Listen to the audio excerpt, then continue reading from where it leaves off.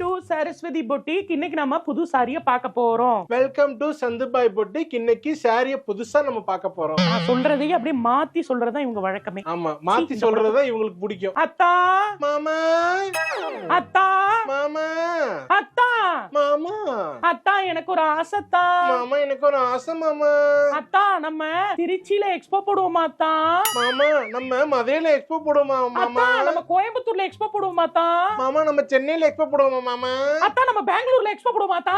மைசூர்ல போடுவோமா மாமா? அத்தா நம்ம துபாயில போடுவோமா அத்தா?